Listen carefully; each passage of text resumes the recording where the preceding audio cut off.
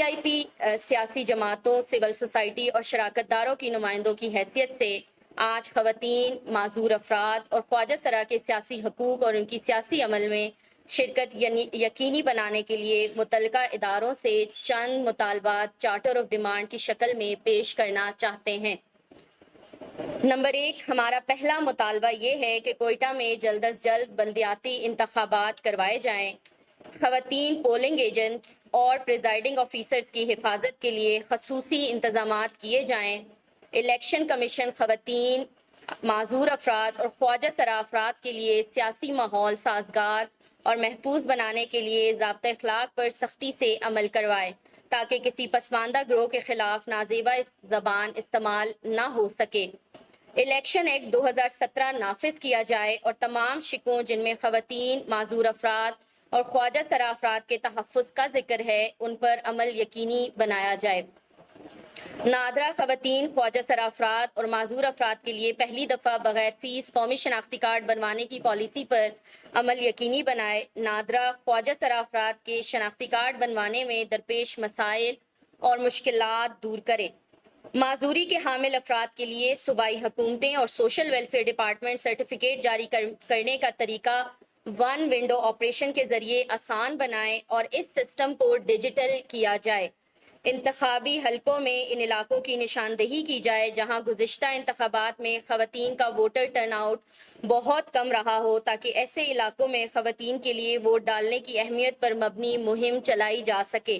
نیز ایسے علاقے جہاں خواتین کو ووٹ ڈالنے سے روکا گیا ہو وہاں اس عمل کی قانونی سزا مشتہر کی جائے۔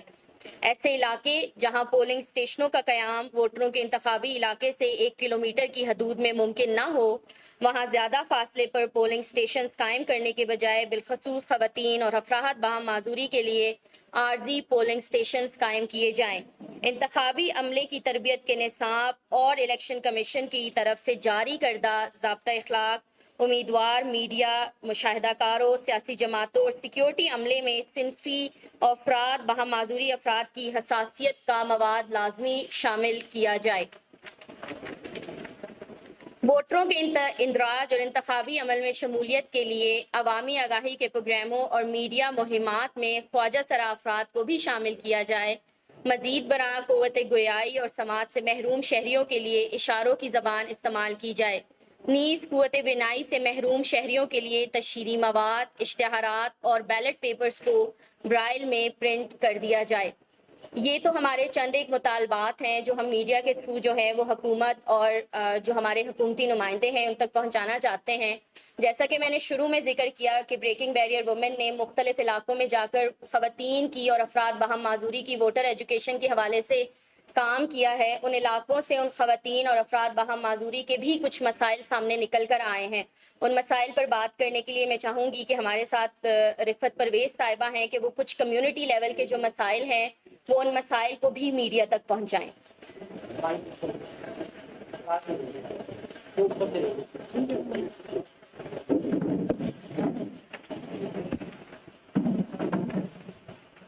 السلام علیکم، میرا نام رفت پرویز ہے اور CIP کا جو پروجیکٹ ہے بریکنگ بیریئر کے پاس اس کو میں لیڈ کر رہی ہوں۔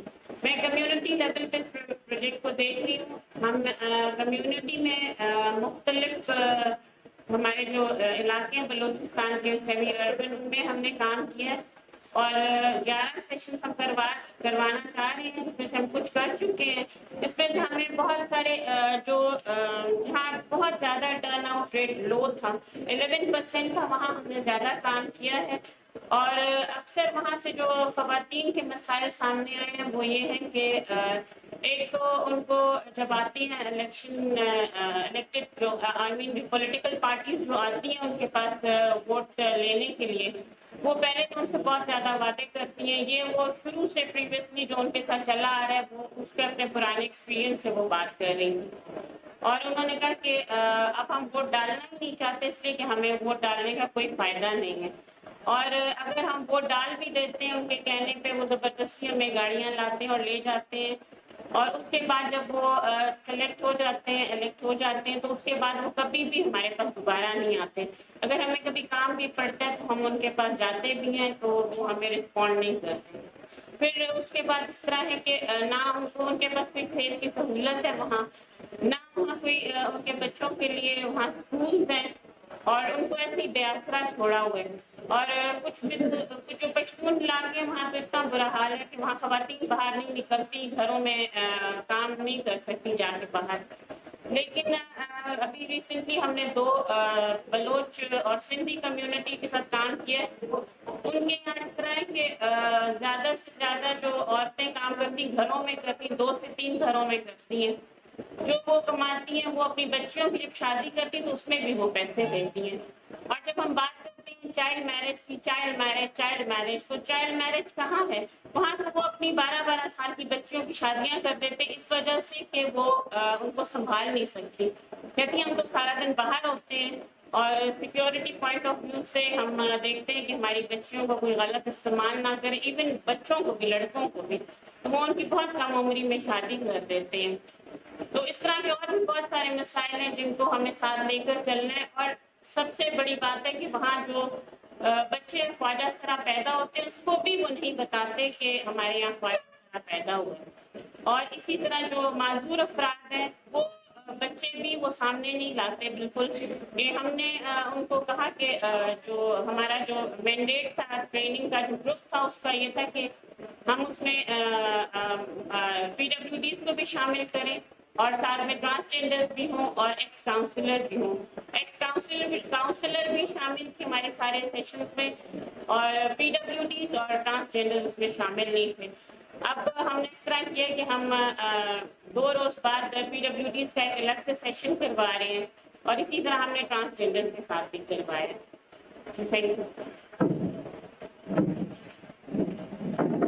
تھینک یو سو مچ. آپ لوگوں کے سوالات.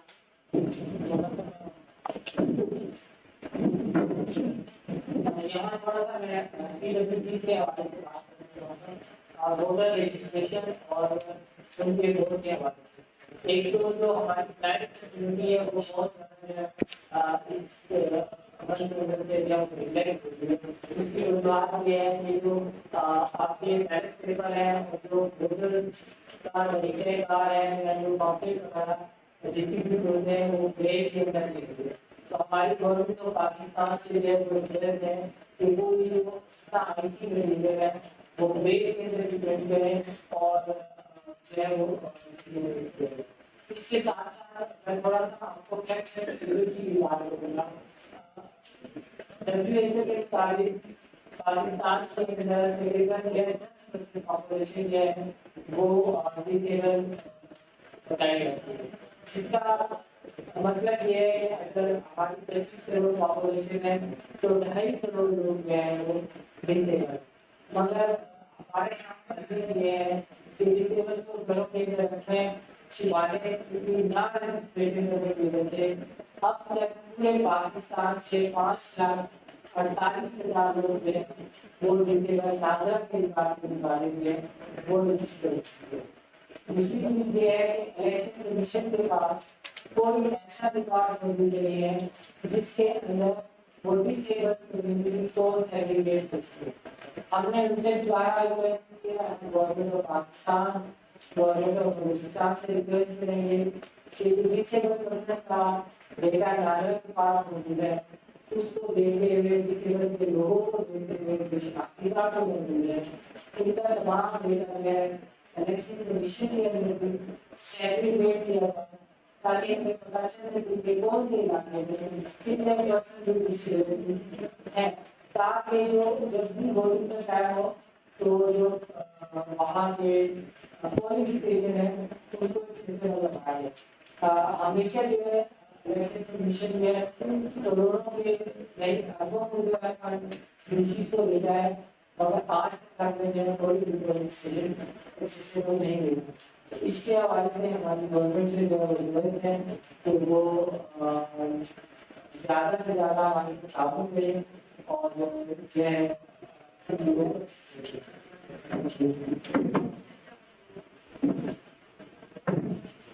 बहुत शुक्रिया। अब आप लोगों के सवालात।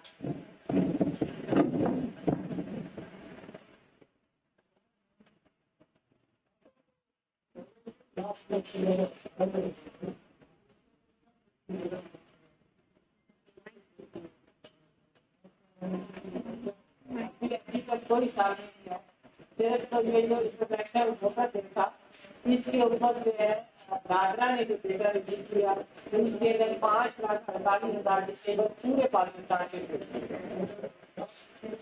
लास्ट तक कोई नहीं। वो आपके जो इलेक्शन कमीशन है उनके पास कोई रिकॉर्ड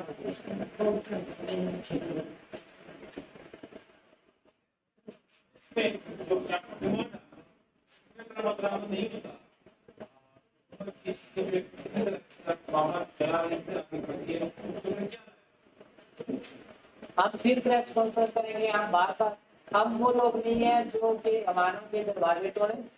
हम प्यार मोहब्बत से काम करना चाहते हैं। हम चाहते हैं कि जो हुकूमत के फराइज हैं वो उन फराइज को अच्छे तरीके से निभाएं। हम पार्लियामेंटेरियन से मिलेंगे, हम तुर्की नुमाइंदगान से मिलेंगे और इसको अच्छे तरीके से हल करेंगे। और आप लोगों को याद होगा कि आज से 3 माह पहले जो है टुडेज वुमेन ऑर्गेनाइजेशन ने इसी तरह का चार्टर ऑफ डिमांड जो है वो मीडिया के सामने पेश किया था। तो आज दोबारा से इन्हीं मुतालबात को सामने लेकर आने का मकसद ये है कि इन मुतालबात में से एक भी मुतालबा ऐसा नहीं है जो जिस पर कोई अमल दरामद हुई हो। आपके सामने जो है वो बल्दियाती इंतखाबात हैं कि उसके ऊपर कोई अपडेट नहीं है कि वो कब होंगे, किस तरह होंगे, उसके ऊपर इलेक्शन कमीशन जो है वो किस तरह उन चीज़ों को लेकर चल रहा है। There is no update. पर मैं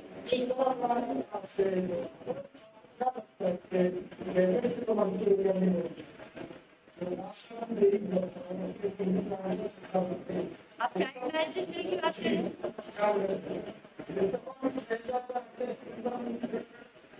नहीं, मुझे बिल्कुल उम्मीद नहीं है कि इस असेंबली से वो पास हो सकेगा, क्योंकि जिस तरीके से उसको डिले किया जा रहा है पिछले कई सालों से और फिर सेम कैबिनेट से प्रूव होने के बावजूद मुझे लगता है कि वो जो एडवोकेसी का थोड़ा सा जो हमें अभी भी मजीद करने की जरूरत है, क्योंकि इस्लामी नजरियाती कौंसिल का आप जो है उस पर रिप्लाई भी आ गया है, तो कोई ऐसा जवाब बनता नहीं है कि उसको रोका जाए। मगर मुझे इंटरेस्ट नजर नहीं आ रही असेंबली की, तो मुझे लगता है हमें नेक्स्ट असेंबली तक इसके लिए एडवोकेसी करनी है।